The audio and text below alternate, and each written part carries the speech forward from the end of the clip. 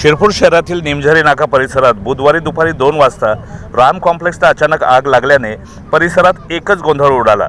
काही क्षणातच आगीने रौद्ररूप धारण करत कॉम्प्लेक्समधील सेवा क्लिनिक, दवाखाना, श्रीराम मेडिकल व SBI बँकेचे ATM सेंटर तसेच श्री स्वामी समर्थ सोयाबीन बिर्याणी या 4 दुकानांना वेढले।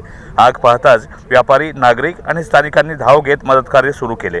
घटनेची माहिती मिळताच शिरपूर वराडी नगरपालिकेच्या अग्निशमन विभागाने तातडीने 6 अग्निशमन दलाच्या गाड्या घटनास्थळी पाठवल्या। दलाने शर्थीचे प्रयत्न करून आग नियंत्रणात आणली। आग विझवण्याच्या कामाला वेग आला असतानाच मोठ्या प्रमाणावर नागरिकांची गर्दी झाली होती। प्राथमिक अंदाजानुसार लाखो रुपयांचे नुकसान झाल्याचे समोर येत असून नुकसानाची अचूक किंमत प्रशासनाकडून पुढील तपासात निश्चित होणार आहे।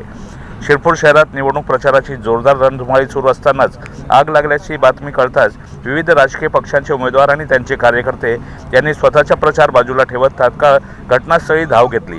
त्यांनी स्थानिकांसह अग्निशमन दलाला मदत करून आग नियंत्रित करण्यास हातभार लावला।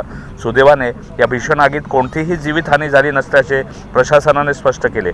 मात्र आगीचे कारण अद्याप स्पष्ट झाले नसून विजेच्या शॉर्ट सर्किटची शक्यता वर्तविली जात आहे। पोलीस व अग्निशमन विभागाकडून पुढील तपास सुरू आहे। शिरपूरहून संपादक निलेश कुमार दुबे, सत्य न्यूज। मी माझ्या हॉटेलला जात असताना मला ऐकू आला। आगीच्या धुवादेसला मी थांबलो। त्यानंतर कॉलेजच्या मुलाने आम्हाला सांगितलं की मध्ये आग लागली। आम्ही गेलो, मध्ये पाहिलं तर साधारणतः एक आजी होती, म्हातारी आजी होती, 2 मुलं बाहेर पडत आले। तेव्हा बाकीचे मुलं वरती गेले। वरती कोणी अडकलं होतं का? आजी, म्हातारी आजी होती। सुखरूप आहे आता। भैया, कसा प्रकार घडला रे? ती आग कशी लागली होती, काही पाहिलंय तू? साधारण आम्ही रूम मध्ये होतो, आमचा पेपर होता, आम्ही अभ्यास करत होते। खालून आमचा आगीचा वगैरे ते ब्लास्ट वगैरे झालं, काचे वगैरे सगळं फुटले। मग ते सगळं आग वगैरे वरती गेली होती। मग ते बघून आम्ही खाली पडालो होतो। तोपर्यंत हे सगळं जळालं होतं। मागे तुम्ही बघू शकता ते पूर्ण सगळं उद्ध्वस्त झालेलं होतं।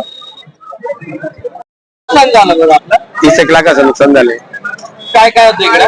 सगळं मेडिकल आणि घरात पण आग चालली गेली। हे तुमचं झालं आणि अजून बाकीचे दवाखाना पूर्ण टोटल झिरो होऊन गेलं ना, काहीच राहिलं। काय कारण बरं? काही कारण समजायला मार्ग 1:45 पर्यंत तर मी दुकानावरच होतो आणि त्यानंतर 10 मिनिटातच कुठून लागली, काय लागली अजून काही समजायला मार्ग नाही। ज्यावेळेस चेक केल्यावर समजेल मला। ज्यावेळेस आम्ही पोहोचलो इथं ATMच्या वायर मधून ते आग चालली होती। त्यावेळेस AC पूर्ण चालले होते। AC ब्लास्ट झाले, 2 AC ब्लास्ट झाले। AC ब्लास्ट झाले।